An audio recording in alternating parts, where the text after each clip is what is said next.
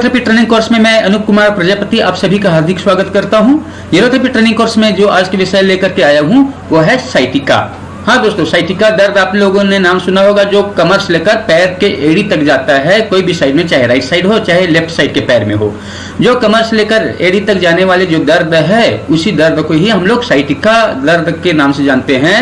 और ये साइटिका जो दर्द होता है, साइटिका नर्व में किसी भी प्रकार के अवरोध होने की वजह से होते हैं, दबाव होने की वजह से हो सकते हैं, चोट लगने की वजह से हो सकते हैं, कोई भी कारण हो सकते हैं। अगर नर्व साइटिका नर्व में अगर तकलीफ होता है तब जाकर के साइटिका दर्द होता है, साइटिका नर्व के इफेक्ट होने के कारण। तो आइए देखते हैं कि ये जो साइटिका जो दर्द है वो क्या है, उनके कारण क्या है, उनका लक्षण क्या है, उनके डायग्नोज क्या है और उनका न्यूरोथेरेपी उपचार क्या है, इनके बारे में अभी हम लोग समझेंगे। तो आज का विषय बहुत ही महत्वपूर्ण है। कमर से लेकर एड़ी तक दर्द जो होते हैं, साइटिका दर्द जिसे कहते हैं, उनके बारे में आज हम लोग समझेंगे। उनका डायग्नोज कैसे करना है और हर एक कारण के आधार पर न्यूरोथेरेपी ट्रीटमेंट क्या है, इनके बारे में आइए समझते हैं। दोस्तों, साइटिका ऐसे आप सभी ने नाम सुना ही होगा। साइटिका जो नर्व होते हैं, जो हमारे शरीर का सबसे लंबी नर्व होती है, जो L4 से लेकर S1 S2 तक के नर्व आपस में मिलकर के एड़ी तक जाते हैं, पांव तक जाते हैं, इसी नर्व को हम लोग साइटिका नर्व के नाम से जानते हैं। ये केवल एक नर्व नहीं होता है, वो 2-3 अलग अलग नर्व के एक कॉम्बिनेशन होते हैं जो एड़ी तक जाते हैं, पांव तक जाते हैं, जिनमें अगर किसी भी दबाव या मार लगने की वजह से जो दर्द उत्पन्न होते हैं उसी दर्द को ही साइटिका दर्द या साइटिका पेन के नाम से जानते हैं। दोस्तों, साइटिका नर्व आप सभी को अभी बता रहे थे कि साइटिका नर्व शरीर के सबसे लंबी तथा महत्वपूर्ण नर्व में से एक है। ये कमर से लेकर एड़ी तक होकर के जाती है। ये जो साइटिका नर्व होते हैं, ये रीढ़ की हड्डी यानी स्पाइन, यानी कि स्पाइन में जो L4 वर्टिब्रा होते हैं, L4, L5, S1 और S2, ऐसे 4 नर्व जो होते हैं ना, L4 से लेकर S2 तक के जो नर्व होते हैं ना, अपने अपने जगह से निकल करके एक रूप में मिल जाते हैं और वो एड़ी तक अलग अलग भागों में, पैर के अलग अलग भागों में इंपल्स संवेदना को लेकर के जाते हैं। उसी नर्व को ही हम लोग साइटिका नर्व कहते हैं। ये साइटिका नर्व रीढ़ की हड्डी यानी L4 से लेकर S2 यानी स्पाइनल सेगमेंट के रीजन से निकलते हैं और ये कुल्हे और नितंबों से लेकर के, कुल्हा यानी कि होता है बटक, ठीक है, जो कमर से निकल करके बटक से होते हुए जांग है, घुटने के पीछे है, पिंडली है, उनसे होते हुए एड़ी तक जाते हैं। उस नर्व को ही हम लोग साइटिका नर्व कहते हैं। और ये पैर के नीचे की तरफ दोनों पैर में एक एक ब्रांच के रूप में जाती है। राइट साइड का साइटिका नर्व राइट पैर में जाएगा, लेफ्ट साइड का साइटिका नर्व लेफ्ट साइड के पैर में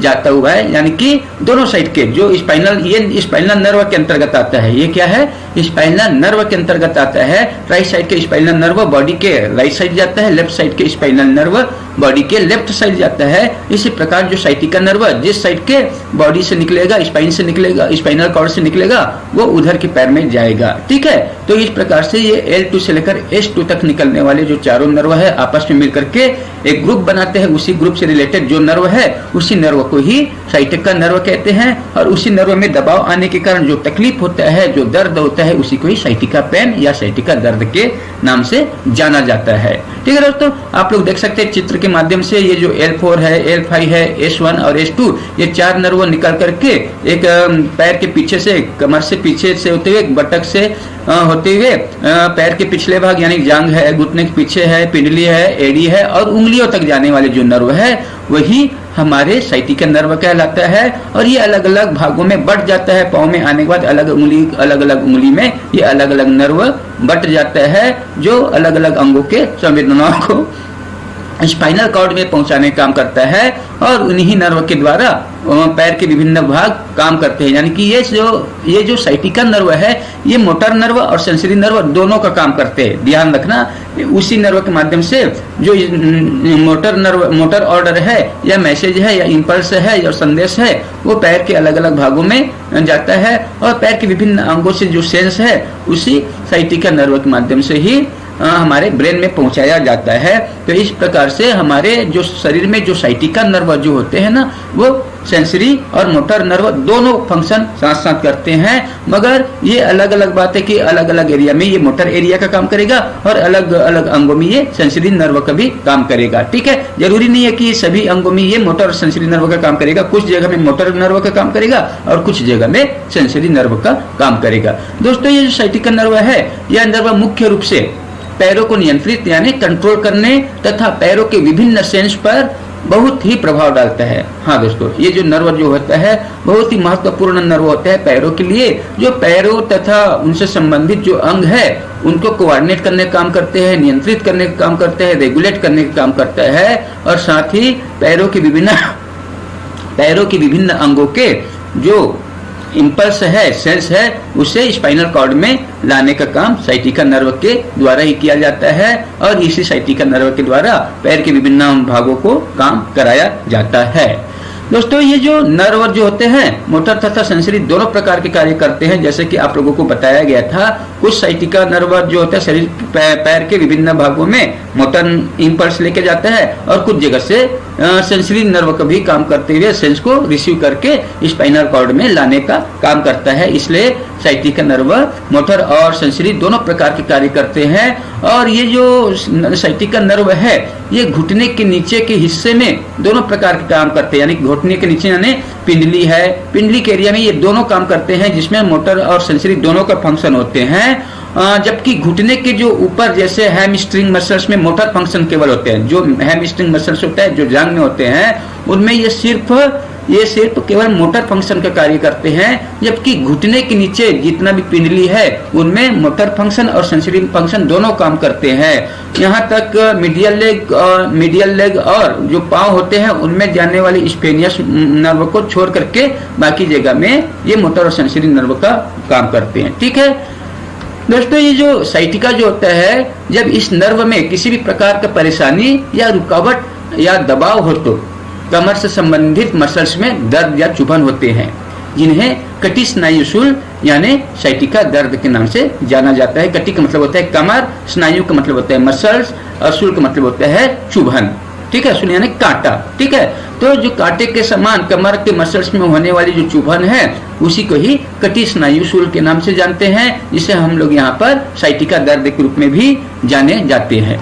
दोस्तों, साइटिका का दर्द ज्यादातर नितंब यानी बटक, पैरों तथा पीठ और कमर में होते हैं। इन अंगों में कमजोरी तथा सुन्नपन भी यानी झुनझुनी यानी नमनेस भी हो सकते हैं। ठीक है, तो साइटिका का दर्द कहाँ कहाँ होता है? मोस्टली कमर में तो होता ही है। कमर के रिफ्लेक्ट की वजह से कुछ लोगों को पीठ में भी दर्द आ जाते हैं, और साथ ही ये कुल्हे में दर्द, जांघ के पिछले वाले भागों में दर्द, साथ में घुटने के पीछे से लेकर पिंडली में ज्यादातर दर्द होते हैं। ठीक है, पिंडली और जांघ में सबसे ज्यादा दर्द साइटिका दर्द के रूप में देखा जाता है, जिनका साइटिका नर्व दबता है उन लोगों को।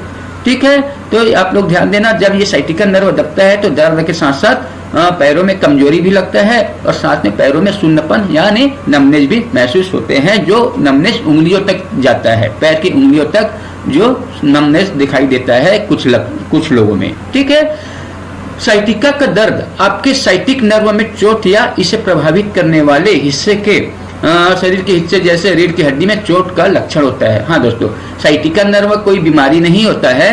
साइटिका जो दर्द है एक प्रकार के लक्षण है, और ये साइटिका जो दर्द है एक प्रकार के लक्षण इसलिए है क्योंकि साइटिका नर्व किसी और कारणों से होने वाला लक्षण है, क्योंकि ये जो साइटिका नर्व जहां से निकलते हैं वहां के स्पाइन में किसी भी प्रकार के चोट लगने की वजह से, या जो डिस्क है वो स्लिप हो जाने की वजह से, या वहां पर कोई घाव हो जाने की वजह से, मसल्स में सूजन होने की वजह से साइटिका नर्व में जो दबाव होता है उसकी वजह से साइटिका नर्व में दर्द आता है। तो साइटिका नर्व एक लक्षण है स्पाइन से रिलेटेड प्रॉब्लम से। स्पाइन के साथ साथ हमारे पीरिफॉर्म जो मसल्स होते हैं, पीरिफॉर्मिस जो मसल्स होते हैं, उनके दबाव के कारण साइटिका नर्व के द्वारा जो इंपल्स पैरों की तरफ आना चाहिए वो नहीं आ पाता। तो यहाँ तक स्पाइन और पीरिफॉर्मिस मसल सबसे ज्यादा जिम्मेदार होते हैं साइटिका नर्व में दबाव का। ठीक है, तो आप लोग ध्यान देना। तो साइटिका का दर्द आपके साइटिक नर्व में, साइटिक नर्व है जो L4 से लेकर S2 तक जो नर्व आपस में मिलकर के जो काम करते हैं उन ग्रुप को ही साइटिक नर्व कहते हैं, जिनमें किसी प्रकार के चोट लगने की वजह से या किसी प्रकार के अवरोध होने की वजह से या प्रभावित होने के कारण ये लक्षण आते हैं, जो रीढ़ की हड्डी में दर्द, चोट या स्लिप डिस्क आदि कई कारणों की वजह से हो सकते हैं। ठीक है दोस्तों, आइए देखते हैं कि साइटिका जो दर्द होते हैं या साइटिका के कारण हैं क्या क्या होता है। तो साइटिका एक प्रकार के लक्षण होते हैं, आपको बताया गया था, मगर साइटिका के होने के कारण, साइटिका जो लक्षण होने के जो मेन कारण है वो क्या क्या होते हैं, इनके बारे में आइए समझते हैं। तो साइटिका जो दर्द है एक लक्षण है, तो उस लक्षण को होने वाला जो मुख्य कारण है वो कौन कौन है, इनके बारे में आइए देखते हैं। दोस्तों, साइटिका होने का मुख्य कारण है साइटिका नर्व का संबंध कमर तथा कमर के निचले भाग, जैसे कुल्हे जिसे हम लोग बटक बोलते हैं, बटक है, पैर है, घुटने हैं, जांघ है तथा एड़ी है, इन अंगों से संबंधित साइटिका नर्व होते हैं।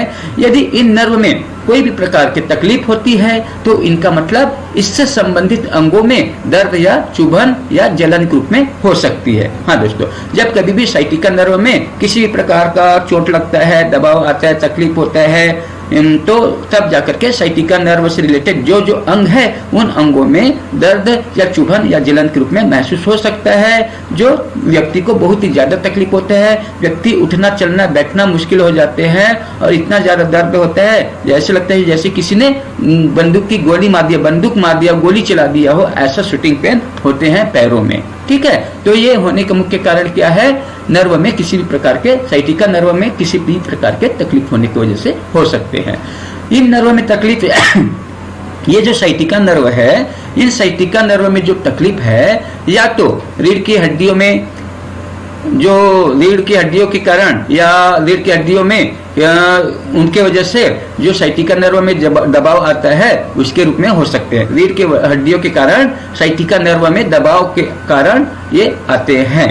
ठीक है, दूसरा कारण क्या है, अगर वहां के मसल्स में ट्यूमर हो गया हो या स्पाइनल कॉर्ड में ट्यूमर हो गया हो तो उसके वजह से भी साइटिका नर्व में दबाव आ सकता है। तो ट्यूमर के रूप में ये ज्यादातर कारण आते हैं। और साथ ही अगर किसी को स्पाइन में अगर चोट लगा हो, मार लगा हो, ट्रॉमा लगा हो, इंजरी हुआ हो, तब जाकर के उस चोट के कारण घाव के रूप में साइटिका नर्व के ऊपर दबाव पड़ता है। तथा कमर के मसल्स की स्टिफनेस, कमर के मसल कौन था, कमर को जांघों से जोड़ने वाले जो मसल्स काम करता है उस मसल को पिरिफॉर्मिस मसल बोलते हैं। अगर वो मसल स्टिफ हो जाते हैं या कड़कपन हो जाते हैं तब जाकर के साइटिका नर्व में दबाव आते हैं। तो उस दबाव होने के कारण जो जो परिस्थितियां बनती हैं व्यक्ति में वो अलग अलग हो सकते हैं और ये दर्द जो आते हैं वो ज्यादातर कमर, पीठ और पैर को प्रभावित करते हैं। तो इस प्रकार से कमर के मसल जो जांघ तक जाते हैं उन मसल में स्टिफनेस या कड़क होने के कारण साइटिका नर्व में दबाव होने से होते हैं, जो अलग अलग परिस्थितियों में व्यक्तियों में अलग अलग हो सकते हैं, जो कमर, पीठ और पैर को प्रभावित करते हैं, पिंडली को प्रभावित करते हैं, पांव को प्रभावित करते हैं। तो इस प्रकार से कारण होते हैं। इनके अलावा साइटिका नर्व में तकलीफ होने के कई विभिन्न कारण हो सकते हैं। अगर किसी को साइटिका दर्द है तो साइटिका दर्द जो होते हैं साइटिका नर्व में तकलीफ होने की वजह से या दबाव होने की वजह से हो सकते हैं, जो होने के कई अलग अलग कारण हो सकते हैं। दोस्तों, अगर किसी को साइटिका दर्द है तो कई लोगों में ये एक्सीडेंट होने की वजह से, चोट लगने से या मार लगने से या गिरने की वजह से हो सकते हैं, या गाड़ी में जाते जाते जर्क लगने से, स्पाइन में जर्क लगने की वजह से साइटिका नर्व में दबाव आने से हो सकता है। तो ये क्यों होता है, जब किसी भी व्यक्ति को जर्क लगने या मार या चोट लगने या एक्सीडेंट के कारण कुल्हे या कमर के मसल्स के भागों में स्टिफनेस या सूजन आ जाती है या जकड़न आ जाती है। साथ ही रीढ़ की हड्डियों और डिस्क में गहरी जख्म होने से साइटिका नर्व में भी जख्म हो जाते हैं, जिनके कारण साइटिका दर्द आते हैं। हाँ दोस्तों, कई बार व्यक्ति क्या है अपने शरीर को अनदेखा करते हुए, आजकल कॉमन शब्द होता है आए बाएं साएं, आप समझ गए होंगे, उल्टा पुल्टा अपना एक्टिविटी स्वभाव को इधर उधर न निखाते हुए किसी भी गलत दिशा में गाड़ी चला दिए, जर्क यानी कि गाड़ी कुदाए, गाड़ी का चक्कर गड्ढे में गए, या हो सकता है कि गाड़ी चलाते हुए स्लिप हो गए, या गाड़ी जरूरी नहीं है आप दौड़ रहे पैदल चल रहे तो भी पैर स्लिप होकर के गिर जाते हैं, या किसी अन्य कारणों से आप गिर गए तो कमर के जो हड्डी है उनमें जर्क लगता है, मार लगता है, और उस जर्क की वजह से साइटिका नर्व में दबाव आते हैं। और जब दबाव आएगा तो हो सकता है कि स्पाइन के बीच में जो गद्दी होता है वो भी स्लिप हो जाए, जिसके वजह से ये साइटिका नर्व में भी दबाव आ जाए, जो साइटिका नर्व में दबाव आने के कारण पैरों में दर्द हो सकता है, जिसे हम लोग साइटिका दर्द के रूप में जानते हैं। ठीक है, तो आप जान सकते हैं। इनके अलावा साइटिका नर्व रीढ़ की हड्डी यानी स्पाइन में ट्यूमर होने के कारण हो सकते हैं। अगर किसी को साइटिका नर्व या रीढ़ की हड्डी दोनों में से किसी में भी अगर गांठ बन जाते हैं, गांठें बन जाते हैं, ट्यूमर बन जाते हैं, तब जाकर के साइटिका नर्व में दबाव आने से जो दर्द आते हैं साइटिका दर्द कहलाते हैं, जो कमर से लेकर पैरों तक कोई भी अंगों में दर्द हो सकते हैं, पैर के भागों में। ठीक है। इनके अलावा अगर किसी व्यक्ति के स्पाइन में, रीढ़ की हड्डी में या वर्टिब्रा में डिजनरेशन होता है, तब जाकर के डिजनरेशन के कारण वर्टिब्रा यानी रीढ़ की हड्डियों के आकार में परिवर्तन आ जाते हैं, साथ ही उनमें गैप आ जाते हैं, जिससे साइटिका नर्व में दबाव आने से साइटिका दर्द होता है।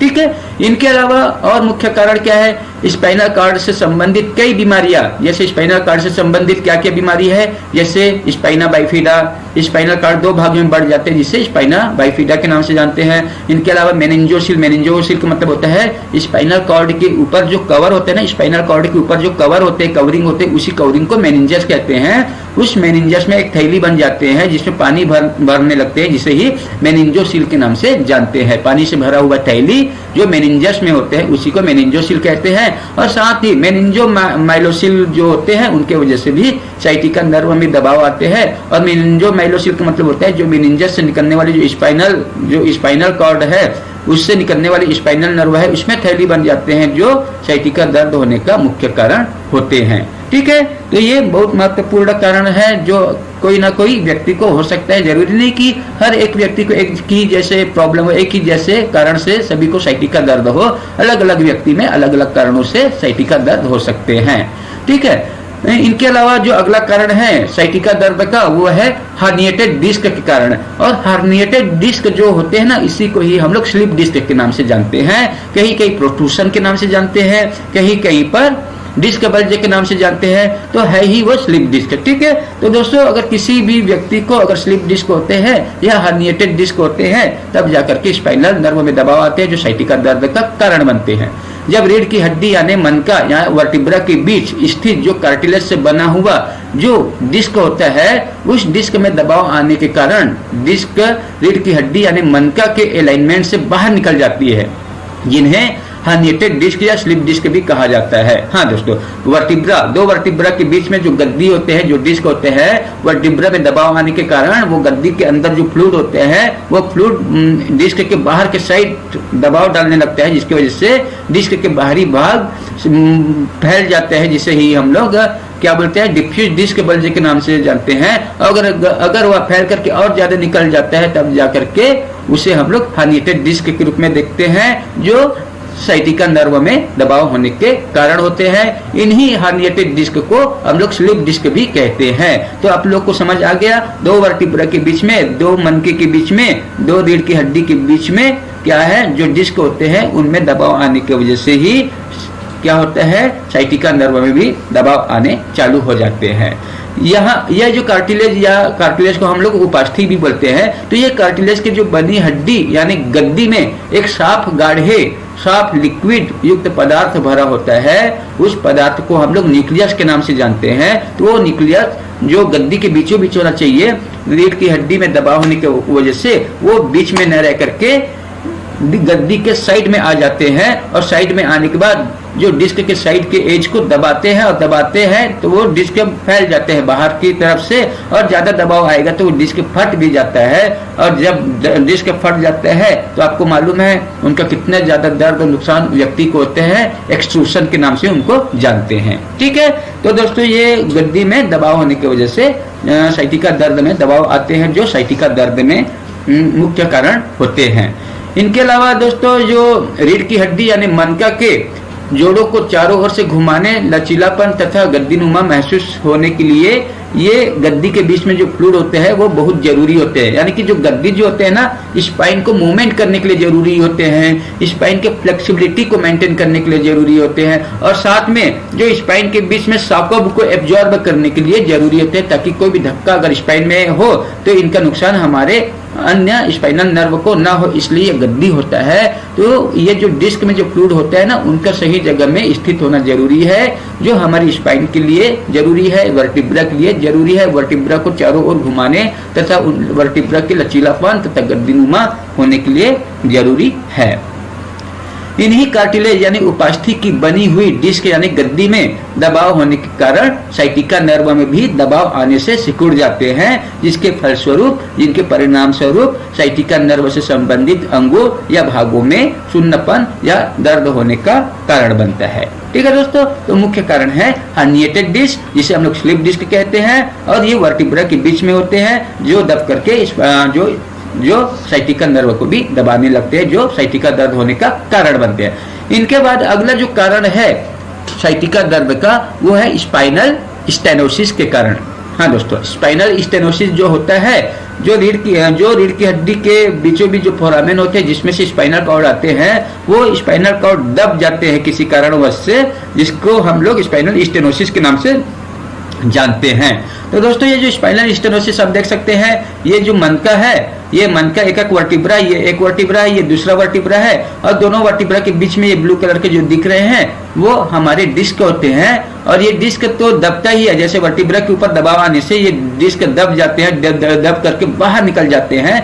इन्हीं बाहर निकले हुए डिस्क को ही हम लोग क्या बोलते हैं, हर्निएटेड डिस्क बोलते हैं या स्लिप डिस्क के नाम से जानते हैं। और यही डिस्क भी, ये डिस्क अंदर की तरफ भी दब करके बाहर निकल जाते हैं, जो बाहर के साइड निकलते हैं, पीठ के साइड निकलते हैं, जिसे हम लोग पोस्टीरियर डिस्क के नाम से जानते हैं। और अंदर जो पेट के साइड जो डिस्क दब करके निकलते हैं, जिसे हम लोग एंटेरियर डिफ्यूज डिस्क बल्जे के नाम से जानते हैं। और इन्हीं एंटेरियर डिफ्यूज डिस्क की बल्जे की वजह से ही स्पाइनल कॉर्ड के ऊपर दबाव आते हैं, और स्पाइनल कॉर्ड में दबाव आने के कारण ये स्पाइनल जो कॉर्ड है दब जाते हैं, और उसी कंडीशन को ही हम लोग स्पाइनल स्टेनोसिस के नाम से जाने जाते हैं। ठीक है, तो आप देख सकते हैं ये जो स्पाइनल कॉर्ड का सामान्य जो डायमीटर है, उससे ये यहाँ पर दब चुका है, अंदर से यहाँ दिखाया गया है। और ये दूसरे डायग्राम में आप ये देख सकते हैं कि ये जो स्पाइनल कॉर्ड ये जो प्रॉपर डायमीटर है, उसके मुकाबले ये देखो अंदर कितना दबा हुआ है डिस्क की वजह से। तो इन्हीं दबा हुआ कंडीशन को ही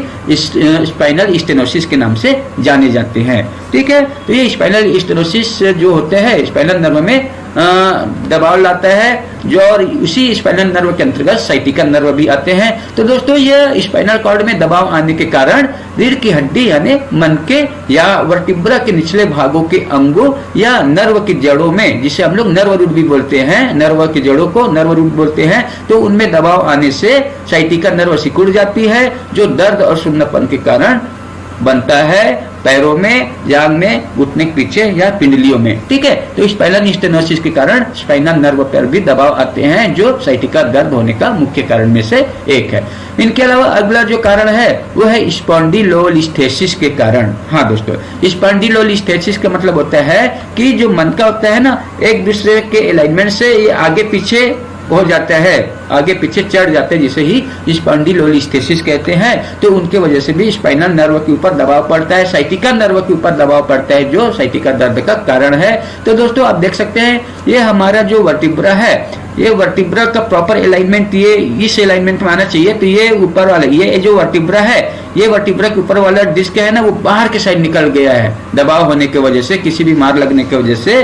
तो इसी अलाइनमेंट के ऊपर नीचे आगे पीछे होने की कंडीशन को ही हम लोग स्पॉन्डिलोलिस्थेसिस कहते हैं। जो प्रॉपर अलाइनमेंट में ना होकर के कोई भी वर्टिब्रा अपने अलाइनमेंट से बाहर निकल जाता है या अंदर की तरफ चला जाता है, या तो बाहर निकलेगा या अंदर की तरफ जाएगा। ठीक है, ये अंदर चला गया है और ये बाहर निकल गया है, तो इस तरह से आगे पीछे हो जाने की कंडीशन को ही स्पॉन्डिलोलिस्थेसिस के नाम से जानते हैं, जो साइटिका नर्व में दबाव आने के कारण होता है। और ये जो स्पॉन्डिलोलिस्थेसिस कहाँ पर है, L4, L5 या S1 वर्टिब्रा में हो सकता है, जिनकी वजह से साइटिका नर्व में दबाव आएगा। ठीक है, तो यदि कमर के आसपास या ऊपरी तथा निचली वर्टिब्रा यानी रीढ़ की हड्डी यानी मनके एक दूसरे के आगे पीछे हो जाती है, जिसे साइटिका नर्व में दबाव आते हैं, और साइटिका नर्व में दबाव आने से साइटिका नर्व से संबंधित जो अंग है, जो भाग है, उनमें दर्द या सुन्नपन होने लगते हैं। तो ये जो साइटिका नर्व में जो दबाव आने का मुख्य कारण है स्पॉन्डिलोलिस्थेसिस के कारण साइटिका नर्व में दबाव आते हैं, जिसकी वजह से पैरों में दर्द आते हैं। ठीक है, ये दूसरा डायग्राम देख सकते हो। अब ये जो डायग्राम है, ये वर्टिब्रा, ये ऊपर वाले वर्टिब्रा है, तो ऊपर वाले वर्टिब्रा है नीचे वाले वर्टिब्रा से बाहर निकल गया है, ठीक है। फॉरवर्ड स्लिपिंग के नाम से जानते हैं ऐसे कंडीशन को, या ये बोलेंगे ये 3 वर्टिब्रा अपने प्रॉपर जगह में है, मगर नीचे वाला वर्टिब्रा है वो अंदर की तरफ चला गया है, जिससे जो पूरे स्पाइन के अलाइनमेंट जो होना चाहिए वो अलाइनमेंट बराबर ना होकर के ये वर्टिब्रा आगे पीछे हो गया है, जिसे ही हम लोग स्पॉन्डिलोलिस्थेसिस के नाम से जानते हैं, ठीक है। इनके बाद है दोस्तों अगला जो कारण है साइटिका दर्द का, वो है पीरिफॉर्मिस सिंड्रोम के कारण।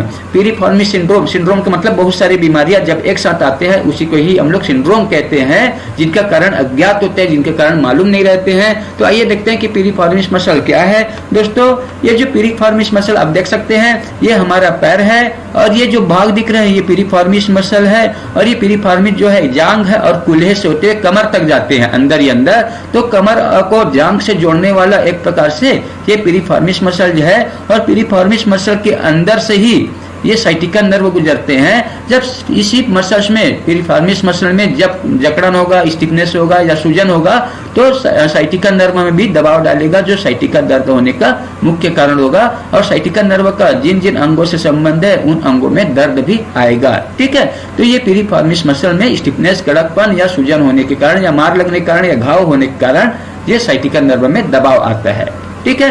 कई बार ऐसा लगता है कि उस व्यक्ति को एवियन हो गया है जिसके वजह से दर्द आ रहा है, जबकि ऐसा नहीं है, हर बार एवियन नहीं होता। कुछ जो बतख के पास कुल्हे में जो दर्द आता है वो पीरिफॉर्मिस मसल में स्टिफनेस या सूजन के कारण आते हैं, जिसकी वजह से साइटिका नर्व में दबाव होने के कारण दर्द आना शुरू हो जाते हैं।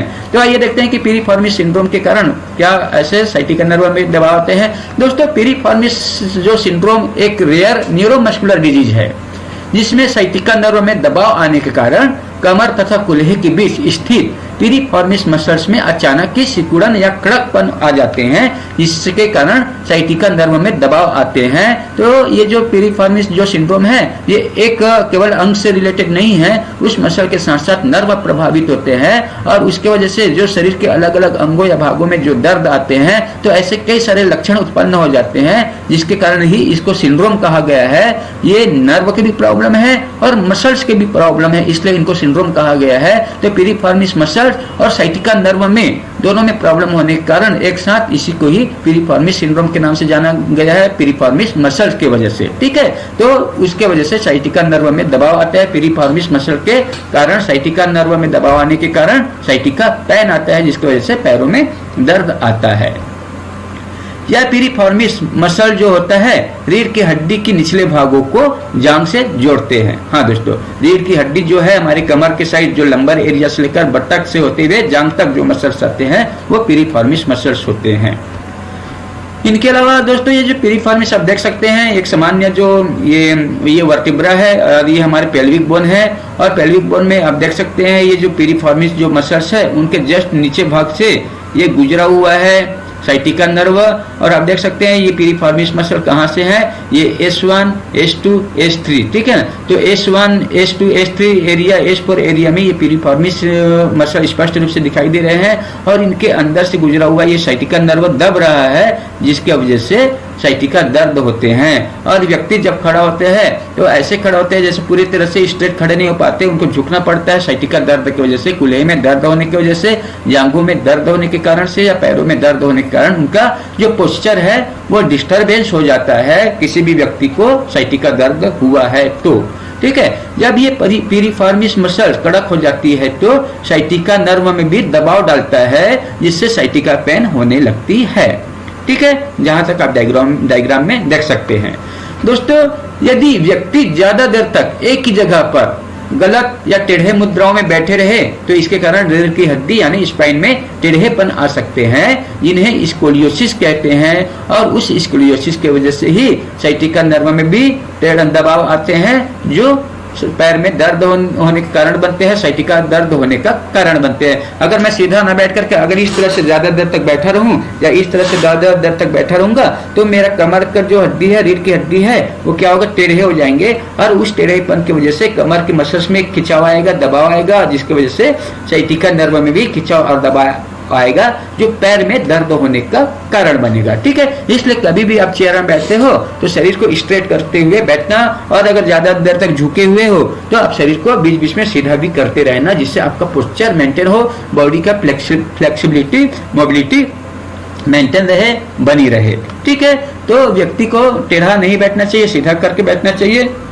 अगर कोई भी व्यक्ति अगर ज्यादा देर तक अगर टेढ़े बैठेंगे तो उनका रीढ़ की हड्डी टेढ़े होने के चांसेस बढ़ जाता है। तो अगर किसी का रीढ़ की हड्डी अगर टेढ़े हो जाते हैं तो उसी को ही हम लोग स्कोलियोसिस कहते हैं, जिसकी वजह से साइटिका दर्द आते हैं।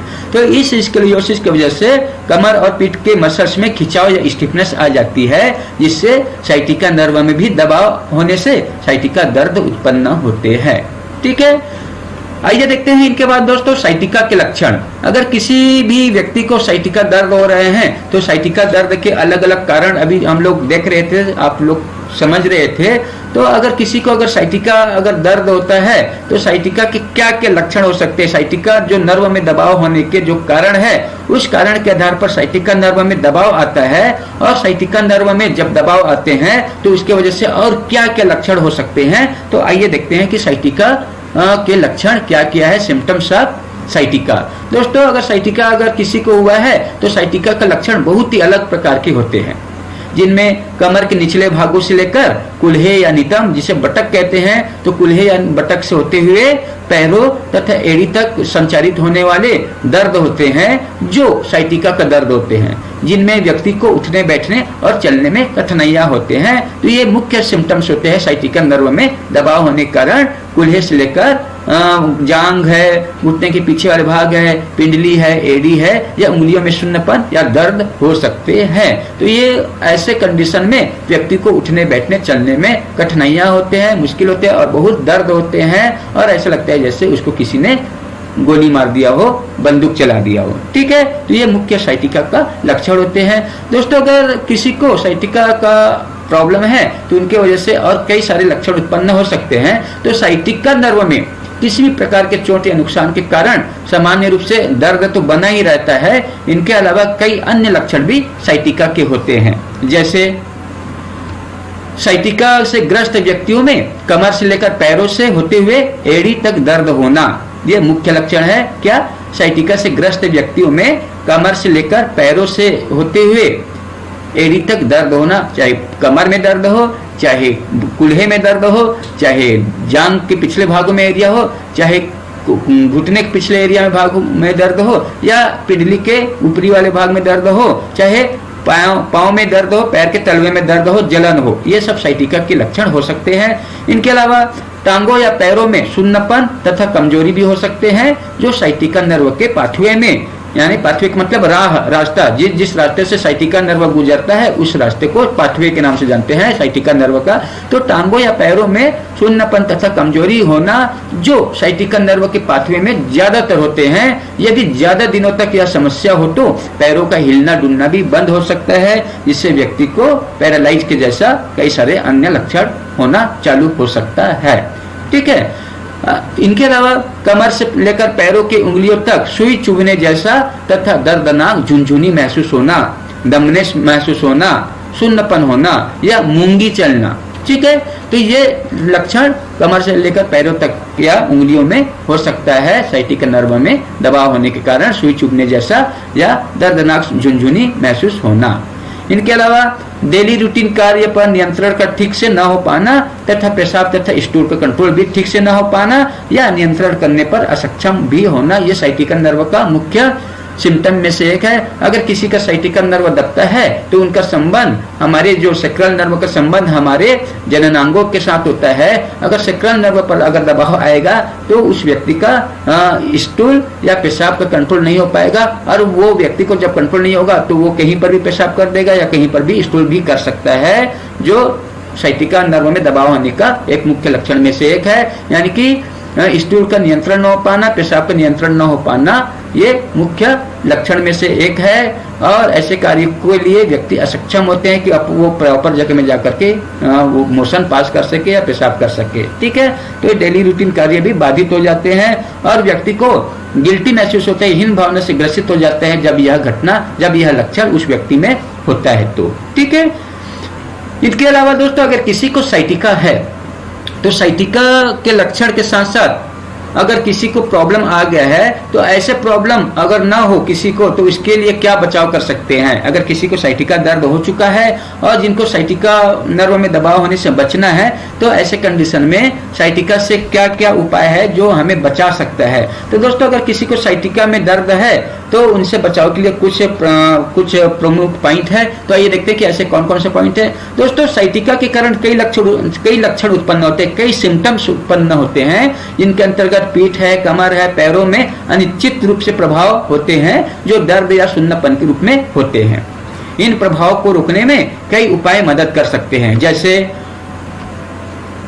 व्यक्ति को नियमित रूप से व्यायाम करना या कमर के मसल को स्ट्रेंथ देने के लिए, मोबिलिटी करने के लिए। ठीक है दोस्तों, तो कमर के पेशियों में ताकत तथा लचीलापन बनाए रखने के लिए नियमित रूप से सामान्य रूप से व्यायाम या आसन करना चाहिए, जिससे उनके कमर के मसल्स में मोटिविलिटी बने रहे, स्टेबिलिटी ना हो करके फ्लेक्सिबिलिटी बना रहे। तो इसलिए योगा या व्यायाम सबसे बढ़िया उपाय है। व्यक्ति को नियमित रूप से कम 5 मिनट करो, 10 मिनट करो, मगर अपने स्वास्थ्य के लिए ये करते रहना चाहिए ताकि आपके पैर की तरफ एरिया में रक्त का संचार प्रॉपर हो, नर्व का संचार प्रॉपर हो, कमर का स्टिफनेस खत्म हो, रीढ़ की हड्डी में मोबिलिटी हो, फ्लेक्सिबिलिटी हो, ताकि मूवमेंट अच्छी तरह से हो सके। ठीक है। इनके अलावा दोस्तों योगा और व्यायाम के साथ साथ, आसन के साथ साथ उस व्यक्ति को कोई भी चीजों को सही तरीके से उठाने का अभ्यास करना चाहिए। इसके लिए घुटनों को मोड़ करके कमर को सीधा रखते हुए, ऐसा करने से तनाव कमर और पीठ में न आकर के कुल्हों और पैरों में होगा, जो कमर के दर्द में राहत पहुंचाएगा, साइटिका दर्द को दबाव होने से बचाएगा। इसलिए कभी भी जब सामान उठाओगे तो आप डायरेक्ट कमर को न झुकाते हुए आप घुटने को मोड़ करके कमर को सीधा करते हुए कोई भी सामान को उठाएंगे तो आपके कमर के ऊपर, पीठ के ऊपर जोर नहीं आएगा, जिससे आप साइटिका दर्द के दबाव से बच सकते हो और दर्द में राहत पा सकते हो। इनके अलावा जो भी वस्तु को उठाना हो उस वस्तु को शरीर के नजदीक रखे, ज्यादा दूर से कोई भी सामान को खींचातानी करके नहीं लेना चाहिए। कोई भी सामान चाहिए एकदम नजदीक चाहिए और आराम से शालीनता के साथ डिसेंट रूप से उठाइए, जिससे वस्तु शरीर से दूर रहने पर कमर और पीठ में जो तनाव आता है ऐसे कंडीशन से बचा जा सके। तो जो भी वस्तु को उठाना हो उस वस्तु को शरीर के नजदीक ला करके ले। वस्तु शरीर से दूर रहने पर कमर और पीठ में तनाव बढ़ती है, इसलिए व्यक्ति को सावधानी पूर्वक कोई भी सामान उठाना चाहिए। इनके अलावा चलने, बैठने या खड़ा होने की स्थिति को बनाए रखने के लिए अपने जो पोस्चर है उनको मेंटेन करना चाहिए। जब भी व्यक्ति चलते हैं, बैठते हैं या खड़ा होते हैं तो खड़े होने की स्थिति को बनाए रखे, प्रॉपर मुद्रा में खड़े रहे, प्रॉपर मुद्रा में बैठे और प्रॉपर तरीके से चले। कोई भी आड़ा टेढ़ा न चले, कमर को टेढ़ा करके न चले, न ही शरीर को टेढ़ा करके बैठे, न ही शरीर को टेढ़ा करके ज्यादा देर तक खड़े रहे। तो ऐसे कंडीशन में अगर आप पोस्चर को बना करके रखेंगे तो रीढ़ की हड्डी भी टेढ़ा होने से बचेगा, और जब रीढ़ की हड्डी टेढ़ा होने से बचेगा तो साइटिका नर्व के ऊपर भी दबाव नहीं आएगा। अगर आप टेढ़े बैठेंगे, उल्टा टेढ़े बैठेंगे तो रीढ़ की हड्डी में टेढ़ापन आ जाता है, जिसको स्कोलियोसिस कहते हैं। तो ऐसे स्कोलियोसिस नहीं होगा तो आपका कमर और मसल्स अच्छा रहेगा, जिससे साइटिका नर्व में दबाव आने से बचा जा सकता है। तो टेढ़े ना बैठे और न ही टेढ़े चले और न ही टेढ़े खड़े रहे, ये आप लोग ध्यान देना। इनके अलावा बैठने के लिए कुर्सियों का उपयोग करना बेहतर है, और यह सुनिश्चित कर ले कि कुर्सी में बैठते समय कमर और पीठ कुर्सी के पिछले भागों के साथ ठीक से टिकी हुई हो। ऐसा कुर्सी का उपयोग करें जो बैक सपोर्ट प्रदान करने का काम करे और वह भाग सॉफ्ट और लचीलापन भी हो, जैसे कि मैं बैठा हूँ। ठीक है। तो व्यक्ति को हमेशा चेयर से चिपक करके, पिछले भाग से चिपक करके बैठना चाहिए, और पिछले भाग कड़क नहीं होना चाहिए, वो सॉफ्ट होना चाहिए, ताकि आप अपने पीठ को थोड़ा मूवमेंट कर सके, शरीर को थोड़ा मूवमेंट कर सके पीछे। इस तरह से आपको लचीलेदार चेयर का उपयोग करें, जिससे आपका कमर के साथ साथ स्पाइन जो है उसमें फ्लेक्सिबिलिटी, मोबिलिटी बना रहे। किसी भी प्रकार का नशा या धूम्रपान का सेवन नहीं करना चाहिए। जिन लोगों को साइटिका का दर्द हो और जिनको साइटिका दर्द होने से बचना है, ऐसे लोगों को नशा तो बिल्कुल ही नहीं करना चाहिए। कोई भी बीमारी आने का मुख्य कारण में से एक प्रॉब्लम है नशा या धूम्रपान करना, जिससे लीवर है, किडनी है और हमारे मसल्स है, वो सबसे ज्यादा इफेक्ट होते हैं। तो ऐसे शरीर के मेन जो ऑर्गन है उनको इफेक्ट होने से बचाने के लिए आपको नशीले पदार्थ छोड़ना ही ज्यादा बेटर है। गाड़ी या वाहन चलाते समय स्पीड ब्रेकर तथा सड़क के गड्ढों को ध्यान से देखकर स्पीड कम कर ले, जिससे आपके स्पाइन या कमर या बटक में जर्क न लगे। इस बात का आप लोग ध्यान रखना। गाड़ी जब भी चलाते हो तो स्पीड ब्रेकर के दौरान गाड़ी का स्पीड कम कर ले और गड्ढे में टायर को जाते समय हल्का सा एक्सीलेटर दे या बिल्कुल ही एक्सीलेटर न दे, ब्रेक लगाए ताकि जर्क आपके ऊपर न लगे। ठीक है, इस प्रकार से अगर आप उपाय करेंगे तो काफी हद तक स्पाइन और कमर से रिलेटेड या साइटिका से रिलेटेड प्रॉब्लम से बचा जा सकता है। इनके अलावा अगर किसी को अगर साइटिका का कंडीशन आया है तो उस व्यक्ति में ऐसा क्या क्या चीज परीक्षण करना चाहिए जिससे पता चले कि उनको साइटिका का दर्द हुआ है। तो आइए देखते हैं कि साइटिका का परीक्षण क्या क्या है। तो दोस्तों, अगर किसी को साइटिका दर्द है तो ऐसी स्थिति में साइटिका प्रत्येक व्यक्तियों में परिस्थिति के अनुसार अलग अलग होते हैं, जो उस व्यक्ति के कार्य की परिस्थिति पर निर्भर करता है। साइटिका का डायग्नोज करने के लिए सबसे पहले चिकित्सक द्वारा उस रोगी से केस हिस्ट्री अर्थात पूर्ण चिकित्सा इतिहास के बारे में या पूरा हिस्ट्री टेकिंग ले लेना चाहिए। और जब उनका पूरा इतिहास पता चल जाएगा, केस हिस्ट्री पूरा पता चल जाता है, जिसके अंतर्गत रोगी के वर्तमान तथा पूर्व में घटित जितना भी घटना है उसके बारे में सवाल जवाब के रूप में जानकारी ले लेना ज्यादा बेटर है, जिससे आप उस व्यक्ति को पूरी तरह से समझ सको, उनके कारण होने के कंडीशन को आप पूरी तरह से समझ सकते हो। जब तक आप पूरी तरह से केस हिस्ट्री नहीं लेंगे तब आपको समझ में नहीं आएगा। इसलिए सबसे पहले साइटिका का डायग्नोज करने के लिए सबसे पहले चिकित्सक द्वारा या न्यूरोथेरेपिस्ट द्वारा उस रोगी के केस हिस्ट्री या पूर्ण चिकित्सा इतिहास के बारे में पूरा पता लगा लेना चाहिए, जिसके अंतर्गत रोगी के वर्तमान तथा पूर्व में घटित जितना भी घटना है उनके बारे में सवाल जवाब के रूप में जानकारी होते हैं। इनके अंतर्गत रोगी को कोई चोट या एक्सीडेंट लगी है या नहीं, यह सामान्य तौर पर पता चल जाएगा। रोगी को दर्द हो रहा है कि नहीं, दर्द की आवृत्ति कैसी है, इनके बारे में आपको पता चल जाएगा। वर्तमान में प्रॉब्लम की स्थिति या दर्द कैसे है, ज्यादा दर्द है या कम दर्द महसूस हो रहा है, या ये प्रॉब्लम कब और कैसे शुरू हुआ आदि सवाल हो सकते हैं। साइटिका के मरीजों से ये सवाल आप लोग पूछेंगे तो वो जो पेशेंट है या तो हाँ में जवाब देगा या तो हाँ में जवाब देगा या तो ना में जवाब देगा। और अगर जो पेशेंट जो जवाब दे रहे हैं उनको आप पूरी तरह से अपने पेशेंट कार्ड में लिख लेना है। जो पेशेंट के केस हिस्ट्री बना रहे उस कार्ड में लिख लेना कि उस वास्तव में उस पेशेंट को कौन कौन से तकलीफें कब कैसे क्यों, उनकी आवृत्ति कैसे है, दर्द कैसे है, और इनके अलावा जितना भी आपने सवाल किए उनका जवाब आप लोग पेशेंट के कार्ड में लिखते जाना, जिससे आपके पास वो लिखा हुआ रहेगा हमेशा के लिए। और जब भी पेशेंट दोबारा आएगा तो आपको पेशेंट से दोबारा पूछने की जरूरत नहीं है, और पुरानी स्थिति को तो समझना है और साथ ही नया कुछ भी घटना हुआ है तो नया हिस्ट्री भी लेना है। ठीक है, तो इस प्रकार से डायग्नोज करना। तो साइटिका के डायग्नोज या निदान के लिए अगले चरण में शारीरिक परीक्षण आता है, जिनके अंतर्गत मसल से संबंधित एक्टिविटी तथा ताकत की स्थिति के बारे में परीक्षण शामिल होता है। हाँ दोस्तों, जब किसी भी व्यक्ति हमारे पास आता है तो साइटिका के डायग्नोज करते समय या साइटिका के पेशेंट जब हमारे पास आता है तो उनका डायग्नोज करते समय या निदान के लिए अगले चरण में उनका पूरे जानकारी लेने के बाद, केस हिस्ट्री लेने के बाद उनका शारीरिक परीक्षण करते हैं। और उस शारीरिक परीक्षण के अंतर्गत मसल से संबंधित जो भी एक्टिविटी है तथा उनके मसल्स या नर्व से रिलेटेड जो ताकत है उनके बारे में परीक्षण शामिल होते हैं इनमें।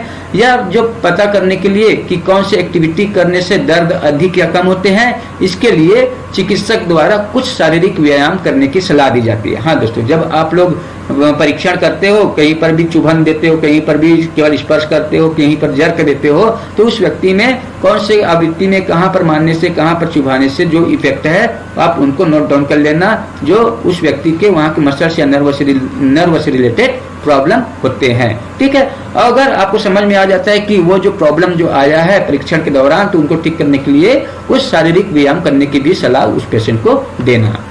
डायग्नोज या निदान का अगला चरण उस रोगियों के लिए है जिन्हें 1 महीना से ज्यादा समय से साइटिका की समस्या है, जिन्हें कोई बड़ी बीमारी आदि की समस्या नहीं है। इस डायग्नोज या निदान द्वारा नर्व की स्थिति तथा नर्व के इंपल्स कैसी है और कौन से भागों को प्रभावित कर रहे हैं या नर्व में क्या असमानताएं हैं या नहीं, ये सब जानने के लिए आपको परीक्षा करना, डायग्नोस करना। इस बारे में कई मेडिकल टेस्ट की सहायता ली जाती है, जिनके अंतर्गत रीढ़ की हड्डी तथा नर्व की स्थिति जानने के लिए इमेजिंग टेस्ट जैसे एमआरआई है, सीटी स्कैन है, एक्सरे है, ये आप चेक करा लेना। चेक करने से साइटिका के कारण का वास्तविक स्थिति पता चलने में मदद मिलती है। ठीक है, तो जो भी व्यक्ति आया है तो उनका मेडिकल टेस्ट जरूर चेक करना। अगर नर्व कंडक्शन भी करा लोगे तो नर्व की स्थिति के बारे में पता चल जाएगा। नर्व कंडक्शन वेलोसिटी का मतलब होता है एनसीवी। ठीक है, तो एनसीवी भी करा लेने से नर्व की स्थिति का पता चलेगा।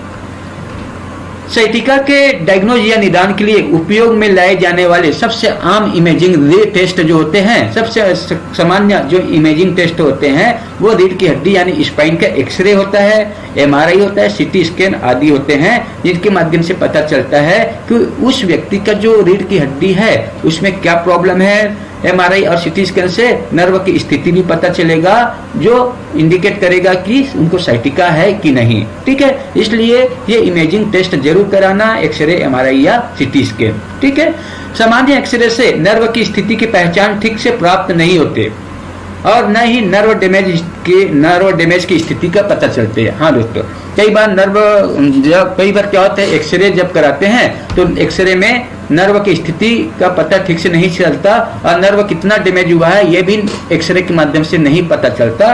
तो उस स्थिति में नर्व का कंडीशन जानने के लिए या तो एनसीबी कराइए, नर्व कंडक्शन वेलोसिटी कराइए, या अगर उनके साथ में एमआरआई या सीटी स्कैन अगर कराते हो तो एमआरआई सीटी स्कैन के द्वारा शरीर के विभिन्न अंगों के साथ साथ पीठ तथा रीढ़ की हड्डी का पूर्ण रूप से स्थिति की सही जानकारी प्राप्त होता है, सही जानकारी प्राप्त चलता है।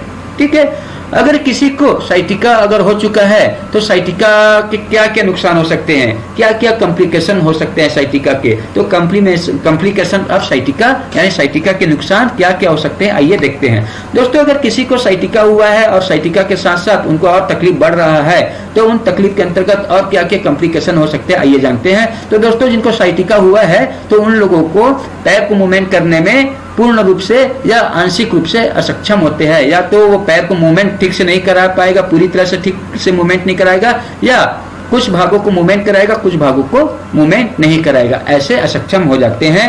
इनके अलावा पैर में फीलिंग या अनुभूति या एहसास की कमी होता है। अगर किसी को साइटिका का दर्द है तो साइटिका नर्व में दबाव के कारण जो भी साइटिका नर्व के द्वारा जो मोटर ऑर्डर पैरों के साइड आएगा तो उस ऑर्डर का जो एक मूवमेंट है वो सही अंगों में नहीं होगा, और साथ ही जो पैरों में जो सेंस होता है वो सेंस भी ठीक मात्रा में स्पाइनल कॉर्ड में नहीं आ पाएगा साइटिका नर्व के द्वारा। तो ये जिनकी वजह से हमारे ब्रेन को प्रॉपर पता चलेगा, हमारे जो ब्रेन को प्रॉपर मात्रा में पता नहीं चलेगा कि हमारे पैर में क्या घटना है, कौन सा सेंस है। ठीक है, इसलिए अगर साइटिका नर्व अच्छा काम करेगा तो प्रॉपर मूवमेंट करेगा हमारा पैर, और उतने ही अच्छे से हमारे पैर के माध्यम से जो सेंस है, चाहे गर्मी हो, चाहे ठंडी हो, चाहे चुभन हो, चाहे दर्द है, ये सेंस के रूप में होते हैं। तो ये साइटिका नर्व से होते हुए स्पाइनल कॉर्ड में आता है, फिर स्पाइनल कॉर्ड से ये जो सेंस है ब्रेन में पहुंचाया जाता है और ब्रेन के द्वारा डिस्क्रिप्शन किया जाता है कि पैर में उस नर्व ने कौन से सेल्स को रिसीव किया है। तो उस फीलिंग को या अनुभूति को पाने के लिए साइटिका का होना जरूरी है, साइटिका नर्व का प्रॉपर काम करना जरूरी है। अगर किसी को साइटिका दर्द है या साइटिका नर्व दबा हुआ है तो उस कंडीशन में मोटर और सेंसरी नर्व दोनों डिस्टर्ब हो जाते हैं, जिससे प्रॉपर जो कमांड मिलना चाहिए वो नहीं मिल पाता। इनके अलावा साइटिका के जो नुकसान है वो जो अंगों में प्रभावित है, जो अंग प्रभावित है तो उनका उचित ध्यान नहीं देने से जो प्रॉब्लम है वो बढ़ता जाता है। साइटिका नर्व दबा हुआ है और अगर आपने साइटिका का अगर ध्यान नहीं दिया, दर्द के ऊपर ध्यान नहीं दिया, तो ये बड़े प्रॉब्लम में कन्वर्ट हो सकता है। पैर से रिलेटेड, पैर तो पैरालिसिस के समान तो होता ही है, साथ ही हो सकते हैं कि ज्यादा दिन तक अगर ये पैर मूवमेंट नहीं करेगा तो पैर में सूजन भी हो सकते हैं। पैर में दर्द सूजन के साथ साथ हो सकते हैं कि पैर पूरा क्या हो सकता है, काम करना बंद कर देगा, पैरालिसिस की समस्या आ जाएगा। इनके अलावा दवाइयों के ज्यादा प्रयोग करने रहने से भी शरीर के ऊपर दवाइयों का दुष्प्रभाव पड़ता ही है। अगर किसी को साइटिका दर्द है तो इसके लिए अगर अपने ज्यादा मात्रा में टेबलेट ले रहे हैं, पेन किलर के रूप में अगर टेबलेट ले रहे हैं तो उस टेबलेट की वजह से, स्टेरॉइड की वजह से आपके शरीर में side effect of the medicine हो सकते हैं, दवाइयों के दुष्प्रभाव हो सकते हैं जो आपके शरीर के लिए हानिकारक है। तो ऐसे दवाइयाँ जो आप खा रहे हो मगर साइटिका दर्द ठीक नहीं हो रहा है, तो ऐसे कंडीशन में आप दवाई पूरी तरह से बंद कर दीजिए, कोई मतलब नहीं है। अगर शरीर को लाभ ही नहीं मिल रहा है और उस दवाई के सिर पर साइड इफेक्ट हो रहा है, तो उस कंडीशन में आपको दवाई ना ही खाए, वो ज्यादा बेटर है। ठीक है, अगर दवाई खाते रहेंगे तो आपका शरीर और बिगड़ता जाएगा, शरीर डिस्टर्ब होता जाएगा। ठीक है, तो इस प्रकार से नुकसान हो सकते हैं साइटिका के। और दोस्तों, अगर किसी को साइटिका अगर हुआ है तो साइटिका के उपचार क्या क्या है? तो दोस्तों, साइटिका अगर किसी को हुआ है तो साइटिका जो नर्व में जो दबाव का जो कारण है, तो उस कारण के आधार पर हमको न्यूरोथेरेपी उपचार क्या क्या देना है। तो आइए देखते हैं कि साइटिका के उपचार क्या है। दोस्तों, अगर किसी को साइटिका नर्व के ऊपर दबाव आया है तो इनके लिए जो उपचार है वो कारण के आधार पर है।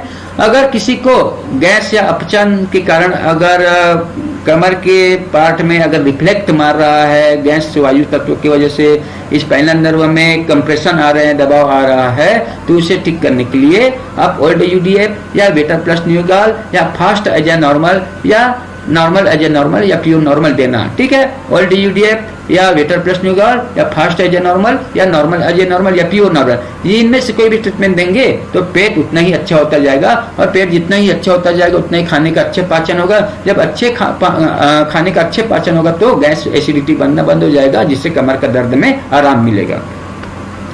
इनके अलावा स्लिप डिस्क के कारण साइटिका नर्व में दबाव आना। अगर किसी भी व्यक्ति को स्लिप डिस्क हुआ है तो उस कंडीशन में साइटिका नर्व के ऊपर दबाव आता है, तो ऐसे कंडीशन में उनको पहला 15 left medulla 6 left sweet into 3 treatment देना, जो बंद नाड़ियों को, बंद नसों को खोलने के लिए देना है। और साथ में दबाव आने के कारण अंदर घाव बन जाते हैं नर्व में, जिसे ठीक करने के लिए इंजरी ट्रीटमेंट देना है। तो इस तरह से 15 left medulla 6 left sweet 3 treatment देने के बाद इंजरी ट्रीटमेंट देने से उस व्यक्ति को लाभ मिलेगा। इनके अलावा जो अगला जो कारण है, अगर साइटिका नर्व में सूजन या इन्फ्लेमेशन हो तो उस कंडीशन में उस व्यक्ति को इन्फ्लेमेशन ट्रीटमेंट देने से साइटिका नर्व में जो सूजन आया है वो ठीक हो जाता है। तो इन्फ्लेमेशन ट्रीटमेंट में पहला जो देना है वो 30 मेडुला और सेकंड जो देना है 1 मिनट के बाद में वो है 6 ADR इंटू 2 ट्रीटमेंट देने से साइटिका नर्व में जो सूजन है वो धीरे धीरे ठीक होता जाएगा। इनके अलावा एसिडोसिस या लैक्टिक एसिड बनने के कारण अगर ब्लड में एसिड की मात्रा ज्यादा बढ़ा हुआ है तो पेशेंट के म्यूकस जीरो में ज्यादा दर्द होगा। तो म्यूकस जीरो में ज्यादा दर्द है तो ऐसे कंडीशन में उस पेशेंट को एसिड ट्रीटमेंट देना। और साथ में अगर शरीर में जलन है तो जलन जो होता है लैक्टिक एसिड की वजह से होता है, तो उस जलन को ठीक करने के लिए लैक्टिक एसिड फार्मूला देना। ठीक है, इनके बाद अगला जो कारण है, यदि उस व्यक्ति को जिनको साइटिका दर्द है तो अगर उनको मार लगा हो, चोट लगा हो या कोई ट्रॉमा हुआ हो या जर्क लगा हो, तो ऐसे कंडीशन में उस जर्क, ट्रॉमा या चोट की वजह से जो साइटिका दर्द आया हुआ है तो उनको ठीक करने के लिए इंजरी ट्रीटमेंट देना। क्या? इंजरी ट्रीटमेंट देना। ठीक है, इनके बाद अगला जो कारण है और ट्रीटमेंट के लिए वो है, यदि डिजेनरेशन हुआ है या कैल्शियम की कमी के कारण वर्टिब्रा जो होता है, वर्टिब्रा के शेप में चेंजेस हो जाता है, वर्टिब्रा घिस जाता है, टूट टूट करके कैल्शियम बाहर निकलने लगता है, जिसकी वजह से उनको डिजेनरेटिव कंडीशन कहते हैं। डिजेनरेटिव चेंजेस के नाम से जानते हैं, वर्टिब्रा के शेप में कमी होना, कैल्शियम की कमी होने के कारण। तो अगर किसी के स्पाइन में कैल्शियम की कमी है, ब्लड सर्कुलेशन की कमी के कारण और डिजेनरेशन हो रहा है, तो ऐसे कंडीशन को ठीक करने के लिए उस पेशेंट को 125 DCC देना, साथ में 1 थायराइड पी देना और साथ में उचित हेपरिन ट्रीटमेंट देना। हेपरिन इसलिए क्योंकि ब्लड सर्कुलेशन की कमी के कारण उस एरिया में ठीक मात्रा में कैल्शियम नहीं पहुंच रहा है स्पाइन को, इसलिए उनमें डिजेनरेटिव चेंजेस आ रहा है। तो डिजेनरेटिव चेंजेस यानी डिजेनरेशन को ठीक करने के लिए 1 थायराइड पी 9 सेकंड तो देना है, मगर ब्लड सर्कुलेशन जरूरी है, ये आप लोग याद रखना, क्योंकि ब्लड के माध्यम से ही कैल्शियम वर्टिब्रा को मिलेगा। इनके बाद है अगला कारण जो साइटिका दर्द का कारण है, तो इनके अंतर्गत अगर किसी भी व्यक्ति को विटामिन की कमी या स्टेरॉइड की कमी होते हैं तो मसल्स में कमजोरी आ जाता है। तो विटामिन की कमी या स्टेरॉइड की कमी को ठीक करने के लिए, जिससे मसल्स में स्ट्रेंथ हो, और मसल में जब स्ट्रेंथ होगा तो स्पाइन से रिलेटेड प्रॉब्लम ठीक रहेगा, साइटिका नर्व में दबाव भी नहीं होगा और साइटिका नर्व को भी मजबूती देगा। इसलिए ऐसे प्रॉब्लम को ठीक करने के लिए मल्टीविटामिन के साथ में नेचुरल स्टेरॉइड फार्मूला देना। ठीक है, नेचुरल स्टेरॉइड। अगर आप लोगों को नेचुरल स्टेरॉइड नहीं मालूम है तो आप लोग क्लासेस को ज्वाइन करते रहिए, आपको ये फार्मूला पता चल जाएगा, क्योंकि मेरा कम से कम काफी सारे चैप्टर है ट्रेनिंग से रिलेटेड, क्लासेस से रिलेटेड और काफ़ी सारे फार्मूला आप लोगों को बताए हैं जो आज तक किसी को मालूम नहीं पड़ा है। ऐसे फार्मूला आप लोगों को बता चुके हैं और आप लोगों ने नोट डाउन किए हैं। तो ऐसे नए नए फार्मूला आप लोगों को अगर मिलना है तो आप लोग मेरा क्लासेस रेगुलर ज्वाइनिंग कीजिए और ये इस तरह से नहीं, पूरा लेवल वाइज लेवल ज्वाइन कीजिए तो आपको हर एक लेवल में नया नया टॉपिक मिलेगा, नया नया फार्मूला मिलेगा, नया नया ट्रीटमेंट मिलेगा, डायग्नोस करने का सिस्टम मिलेगा। ठीक है, तो ये जो नेचुरल स्टेरॉइड फार्मूला आप लोग उस पेशेंट को देंगे तो मसल्स में स्ट्रेंथ बढ़ेगा, मल्टीविटामिन से विटामिन की कमी दूर होगा। ठीक है, इनके बाद अगला जो कारण है साइटिका दर्द का वो है यदि साइटिका नर्व में डिमाइलिनेशन होता है तो उस डिमाइलिनेशन का मतलब होता है कि जो नर्व होता है, न्यूरॉन होता है, उस न्यूरॉन के ऊपर जो कवरिंग होता है ना, वो कवरिंग टूट टूट करके निकलने लगता है, जिसकी वजह से उसको हम लोग डिमाइलिनेशन कहते हैं, यानी कि माइलिन शीथ में कमी आना। ठीक है, तो उस कंडीशन को डिमाइलिनेशन कहते हैं। तो उनको ठीक करना है तो इनके लिए पहले 22 फिंगर गॉल लीवर देना, साथ में 1 पॉइंट लीवर इंटू 6 ट्रीटमेंट देना, मल्टीविटामिन के साथ में नेचुरल स्टेरॉइड देना, क्योंकि माइलिन को बनने के लिए फैट्स, विटामिन, जिंक यानी मिनरल्स आदि की जरूरत होता है। इसलिए 22 फिंगर गॉल लीवर से वे सभी चीज मिलेगा जो एक सेल को बनने के लिए जरूरी है, जिनके अंतर्गत फैट्स भी मिलेगा, मिनरल्स भी मिलेगा, विटामिन बी मिलेगा। तो लीवर के माध्यम से किसी भी कोशिकाओं को फैट्स, विटामिन, मिनरल मिलेगा। मल्टीविटामिन से उस कंडीशन को उकसा सकते हैं जो इससे रिलेटेड फैक्टर है। ठीक है, नेचुरल स्टेरॉइड से जो अंग स्टेरॉइड बनाते हैं उन अंगों को उकसाना है जिससे प्रॉपर मात्रा में वो अंग स्टेरॉइड के रूप में हार्मोन बनाते रहे और रिलीज करते रहे। इनके अलावा यदि ट्यूमर हो, मसल्स में ट्यूमर हो, स्पाइनल कॉर्ड में ट्यूमर हो, स्पाइनल नर्व में ट्यूमर हो, तो उस कंडीशन को ठीक करने के लिए 2 पेन इंटू 6 ट्रीटमेंट देना। और अगर मसल स्टिफनेस हो गया हो तो 15 मेडुला के साथ में कॉर्डा इक्विना प्लस या एशियल फार्मूला और साथ में बेसल गैंग्लिया फार्मूला देने से मसल स्टिफनेस दूर होगा। इनके अलावा अगर नाभि के नीचे के अंगों में ऊर्जा या रक्त संचार की कमी है, ब्लड सप्लाई की कमी है, तो ऐसे कंडीशन में उस पेशेंट को मल्टी हेपरिन के साथ में न्यू जीन्स फार्मूला देना और साथ में विटामिन फॉर्मेशन देने से नाभि के निचले के जितना भी अंग है, निचले भागों के जितना भी अंग है नाभि के, उन अंगों में रक्त संचार बढ़ेगा तो उन अंगों में प्राणवायु और ऊर्जा का निर्माण होगा। ठीक है, तो इस प्रकार से अलग अलग कारणों के आधार पर साइटिका के दर्द को दूर कर सकते हैं। ठीक है, यदि एवीएन के कारण अगर प्रॉब्लम आया है तो एवीएन का मतलब होता है अवेस्कुलर नेक्रोसिस। ठीक है ना, अवेस्कुलर नेक्रोसिस यानी कि जो फीमर बॉल होता है ना, उस फीमर बॉल में ब्लड सप्लाई की कमी के कारण जो फीमर बॉल का जो शेप होता है ना वो घिसना चालू हो जाता है, टूटना चालू हो जाता है, एट्रोफी होना चालू हो जाते हैं। तो ऐसे कंडीशन को ही एवीएन कहते हैं। तो उनको ठीक करना है तो मल्टी हेपरिन ट्रीटमेंट देना, साथ में वहां के फिजिकल पॉइंट देना। ठीक है, तो यदि स्पाइना बाइफिडा, माइलोसिल आदि अगर प्रॉब्लम हो स्पाइनल कॉर्ड में तो उस कंडीशन को ठीक करने के लिए लार्ज फॉलिक ब्लैक या ब्लैक फार्मूला देना, जिससे उसकी कमी से आई हुआ प्रॉब्लम ठीक हो जाए और स्पाइनल नर्व के ऊपर जो दबाव आ रहा है या साइटिका नर्व के ऊपर जो दबाव आ रहा है वो भी दबाव दूर हो जाए। ठीक है, इस प्रकार से अलग अलग कारणों के लिए अलग अलग उपचार आप लोग दे सकते हैं। अगर इन सब के लिए एक संयुक्त उपचार अगर बनाना है तो आपको बताया गया है संयुक्त उपचार कैसे बनाना है। सबसे पहले ऑब्स्ट्रक्शन ठीक करना, फिर मेटाबॉलिक ठीक करना, फिर होम्योस्टेसिस को ठीक करना, फिर विटालिटी को ठीक करना। ऐसे 4 स्टेप में आप फार्मूला, 4 या 5 स्टेप में फार्मूला आप क्रमशः सेट करके एक साइटिका का निश्चित फार्मूला तैयार कर सकते हो, जैसे कि आप लोगों को पहले बता चुके हैं डायग्नोसिस में। ठीक है दोस्तों, तो अभी हम लोग देख रहे थे साइटिका से संबंधित समस्याओं का निराकरण, उनका कारण, लक्षण, उनका बचाव और उनका न्यूरोथेरेपी उपचार क्या क्या है अभी देख रहे थे दोस्तों। तो अभी आप लोग को ये वीडियो कैसा लगा आप जरूर बताइए। इस वीडियो को देखने के लिए आप सभी का बहुत बहुत धन्यवाद। इस वीडियो को आप लोग प्लीज लाइक, कमेंट और वीडियो को सब्सक्राइब करना ना भूले। वीडियो को सब्सक्राइब करने के बाद आप बेल का घंटी जरूर बजाइए। और अगर ज्यादा जानकारी चाहिए तो मेरा कॉन्टेक्ट नंबर है 08463097676। ये मेरा कॉन्टेक्ट नंबर है, इसमें आप और ज्यादा जानकारी प्राप्त कर सकते हो। न्यूरोथेरेपी से संबंधित, न्यूरोथेरेपी ट्रेनिंग और ट्रीटमेंट से संबंधित, आप दुनिया के कोई भी कोने में हो, अगर वहां पर न्यूरोथेरेपिस्ट अवेलेबल है तो आपको यहाँ से पता चल जाएगा। और अगर इंडिया के अंदर कहीं पर भी कोई भी राज्य में अगर चाहते हो वहां पर न्यूरोथेरेपी ट्रेनिंग करना है तो आप वहां पर भी सीख सकते हो। दोस्तों, ये जो न्यूरोथेरेपी सेंटर पूरे देश भर में है आप ये भ्रम में नहीं रहना कि दिल्ली बस में है, कि मुंबई में है, कि छत्तीसगढ़ में है, कि पंजाब में है। ये सभी राज्यों में आजकल अवेलेबल हो चुका है, तो आप उस राज्य में रह करके भी आप न्यूरोथेरेपी ट्रेनिंग ले सकते हो। हाँ, अगर परफेक्शन और क्वालिटी की बात है तो आपको हम लोग ये देने का गारंटी देते हैं कि यहाँ पर क्वालिटी, परफेक्शन और पूरे नॉलेज मिलेगा। पूरे सिलेबस के साथ साथ जो आपको मेडिकल टर्म जानना है वो आपको यहाँ मिलेगा, इस प्लेटफॉर्म में मिलेगा जो अभी आप लोगों को बता रहे हैं। तो दोस्तों, अभी के लिए बस इतना ही। धन्यवाद, नमस्कार।